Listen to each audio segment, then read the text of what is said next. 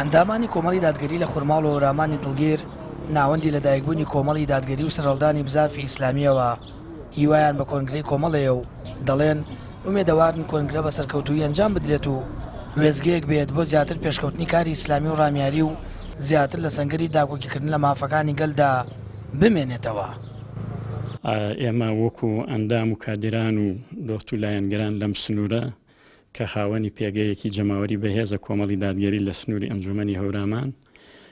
زۆر دڵخۆشین و باوەڕمان وایە کە کۆنگرەیەکی سەرکەوتوو بەڕێوەچێت ئینشاءالله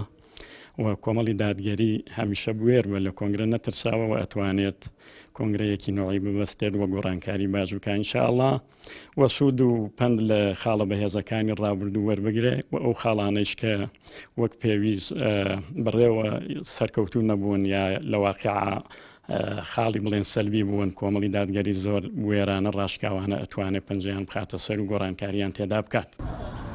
بڕیارە کۆمەڵی دادگەری لە 19 و 20 مانگە لە شاری هەولێر کۆنگرەی پێنجەمی خۆی گرێ بدات. ئەندامانیش گەشتبین بە کۆنگرەی ئەم جارە بە تایبەت لە سنووری خورماڵ وەڵەبجە و هەورامان دەخوازن کۆماڵ زیاتر ببێتە جێگەی ئومێدیا وڵاتیان بەگشتی. خۆی لە ڕاستیدا کۆنگرەواتە نوێبوونەوەی حیزبەکەمان هەر حیزبێکە کۆنگرەی بەستواتە حیزبێکی زیندووە. ئێمەش لە دەڤەری هەورامانە ئومێدێکی زۆرمان بە کۆنگرەی پێنجەمی کۆمەڵی دادگەری هەیە هیوا خوازین ئەو خاڵانەی کە بەرەو پێشچوون بەرەو پێشتریان بەرین و ئەو خاڵانش کە لاوازرین ئەتوانین چاکیان بکەینەوە. ئێمە ئێستا لەم حاڵەشا بەرەو کۆنگرە هەنگاوانین کە کۆنگرە معلومی جەنابتانە باڵاترین دەسەڵاتی هەر حیزبێکە و ئومێدمان وایە لەم کۆنگرەیە بتوانین گۆڕانکاریێکی جدی لە خۆمان لە بەرنامە و کارمان لە میکانیزم و هۆکارەکانی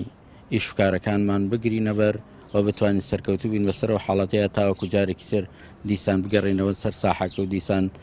ببینەوە بە خاوەنی متمانەی ئەندامەکانمان. من ئومێدم وایە شەڵا لە ئایندەیەکی باشە کە کۆنگرە بە سەرکەوتووی خوای یار بێ شەڵا کە کۆتاییمان پێهێنا ئایندەی کۆنگرەکەمان جێی دڵخۆشی هەمولایەک دەبێت. ئەندامانی کۆمەڵ جەخت دەکەنەوە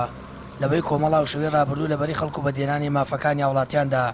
درێژە بە سیاست بدات چونکە لە پێشووتردا خەڵکی هیوای گۆڕانکاریان بە حیزبەکە بوو و بۆ پاش کۆنگرە ژەمان خۆزگەوە مێدیانەیە کە بە گروتینێکی جەماوەریانە و هەڵقوڵاوی خواستەکانی وڵاتیان بەگشتی بەگشت سیاسەتی چەوتی دەسەڵاتدا بچێتەوە.